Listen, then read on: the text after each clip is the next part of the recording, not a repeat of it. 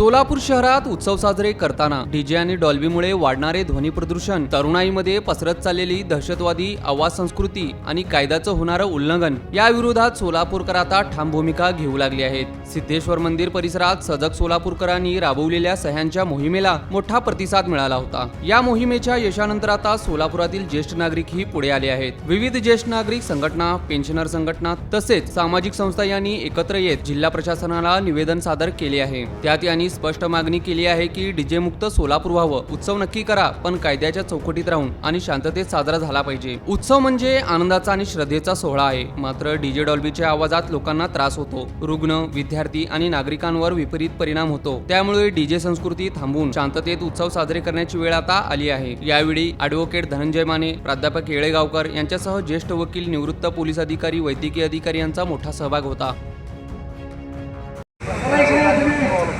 DJ आणि Dolby हे सोलापूरला लागलेला एक कॅन्सर आहे। नुसत्या सोलापूरला नाही तर महाराष्ट्राला लागलेला कॅन्सर आहे।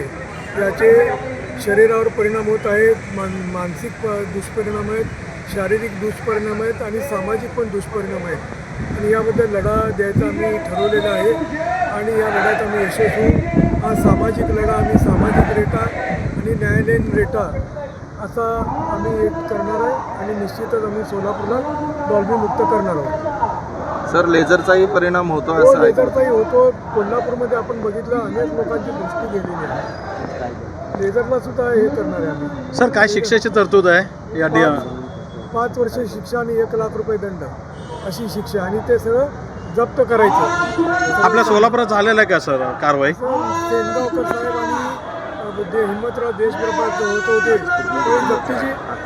त्यावेळी जप्तीची कारवाई झालेली आहे। पण ही जप्तीची कारवाई तात्पुरतीच होती? नाही, पूर्वी असं करत होते। पूर्वीचे कमिशनर जप्त करून ठेवायचं, ते ट्रेलर सहित सगळं जप्त करायचं आणि जवळजवळ महिना 1.5 महिना ते मुद्देमालच मिळून द्यायचे नाही। त्यामुळे सोलापूरला कुठलाही डीजेवाला यायला तयार नव्हतं। सर, आपलं आंदोलन असंच पुढे चालू राहणार की? चालू राहणार। आजचं आंदोलन कशा प्रकारे होतं? आजच्या प्रकारे आम्ही ज्येष्ठ नागरिकांना सगळ्यात जास्ती त्रास आहे, बालका सर्वांनाच त्रास आहे। त्यामुळे या सुरुवात आणि सर्व ठिकाणी खूप चांगला रिस्पॉन्स मिळतोय। 2 दिवसापूर्वी सोलापुरात सुद्धा एकाचा मृत्यू झाला, पंढरपुरात मृत्यू झाला। आपण जर बघितलं तर मेकॅनिक चौकामध्ये चिराई हॉस्पिटल आहे, झांबरेंचं हॉस्पिटल आहे,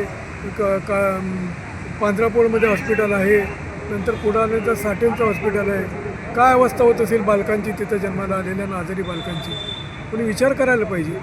सर, जी सह्यांची मोहीम राबवली गेली त्याला उत्तम प्रतिसाद मिळाला, तर अजून पुढं काय पाऊल उचलणार आहात तुम्ही? नाही, सह्या सर्व ठिकाणीच, समाजातल्या सर्व ठिकाणी सह्याची मोहीम, मोर्चा, असं जनरेटा हा फार महत्त्वाचा असतो।